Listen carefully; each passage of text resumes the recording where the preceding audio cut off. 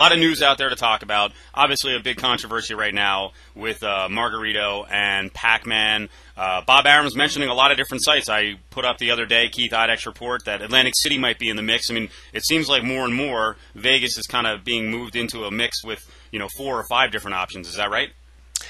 I think Vegas is really not in a mix at all right now because the Athletic Commission just doesn't seem to want the fight here. They are concerned about Margarito. They don't want to be the ones to license him in the U.S. based on what happened in California in January of 2009. And from what I'm hearing, at least 4 of the 5 commissioners, other than Chairman Pat Lundvall, are going to vote no if, in fact, Margarito comes in front of them. So Arum desperately wants to put the fight in Las Vegas because he lives here. It's, few places can compare to Las Vegas in terms of doing a big fight. And Arum knows how badly the city needs this. And he's getting pressure from a lot of his friends in town. A lot of the moneyed set, says, hey, Bob, bring this fight here. It's going to do a lot.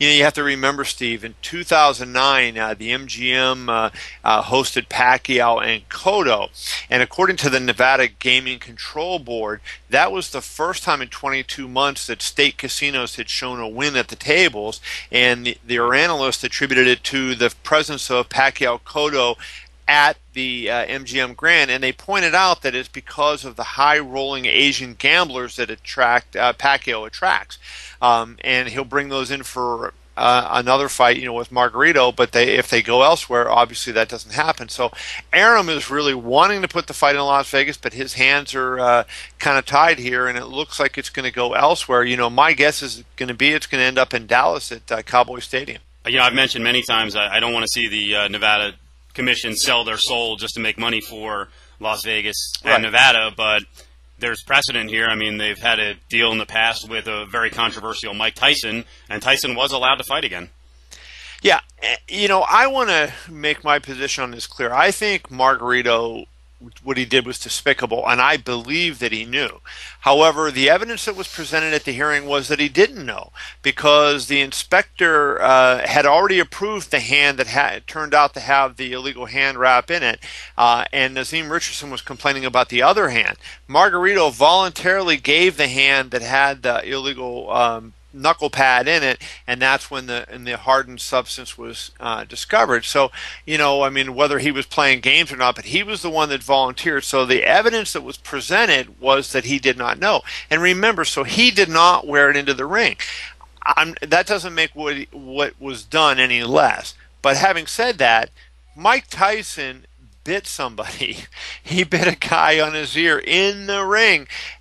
He was out for a year, back in Nevada, fighting again against Francois Botha. He puts an armbar on Francois Botha in his fight against Botha before MMA was legal in Nevada, and tried to break Botha's arm, and they licensed him again to fight Orlin Norris, in which he fouled Orlin Norris. And so it took 3 heinous fouls in a row before Nevada said to Mike Tyson, hey, go away. Margarito actually never fouled in the ring. I find him despicable, and I'm not encouraging people to buy the pay-per-view. That's a different story.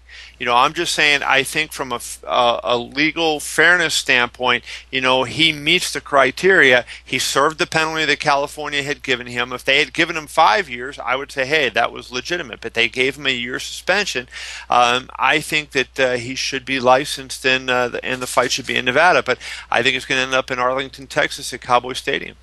So Texas on the top of the list. You think there'll be any issue with the commission there? I don't know much about the fight commission in Texas.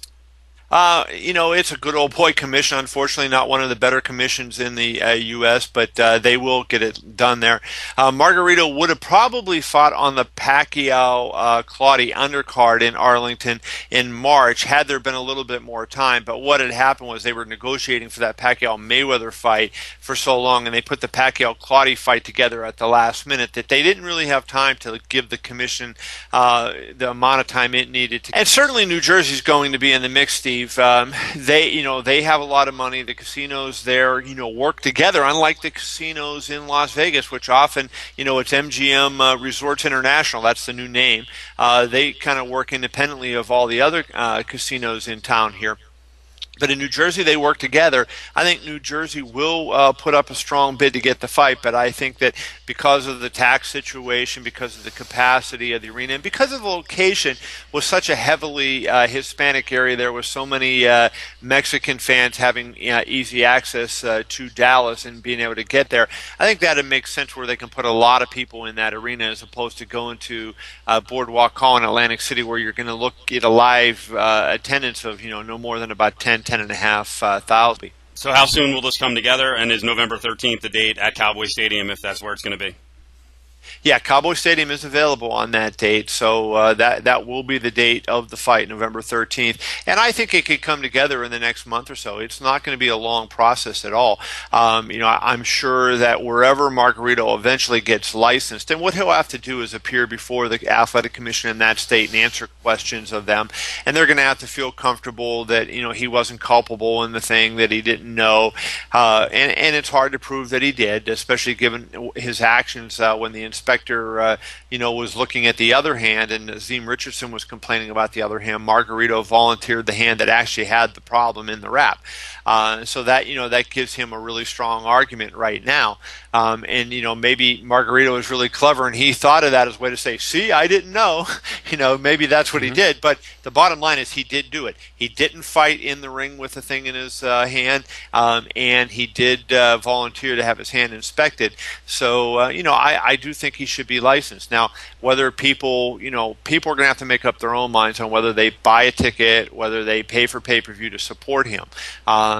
Just the fact that, the way he behaved in the aftermath when he was kind of arrogant. He didn't show any humility at all. He had a press conference, Steve, in January in California, and he was very combative, and he would not really take any responsibility whatsoever. He would show no remorse for what had happened whatsoever. So, people seeing that may say, I don't want to support this guy, but I think if you're fair-minded, you have to say that based on historical precedents, based on evidence, he should be licensed. Yeah, I think gut feeling, and you tell me what yours is, that people don't care. Time will pass, and I don't think there's going to be many protesters out there. They'll still do pretty good numbers. Yeah, I think it'll do less than what it would have been had he not had that. Had the thing with Mosley, the fight gone the exact same way with Mosley. He had gotten knocked out, but just, they hadn't cut the hand wraps. I think he'll do a little bit less, but what is that going to be, a couple percent? I don't think it's going to be big. My Twitter account right now is bombed by angry people, but, you have to remember that the people that are following me are hardcore. Right. Those are the boxing fans, those are the MMA fans, and those are the people that, are going to have the most passion for this. The average person, hey, that Pacquiao's fighting, they don't maybe know who Margarito is. They just want to see Pacquiao fight.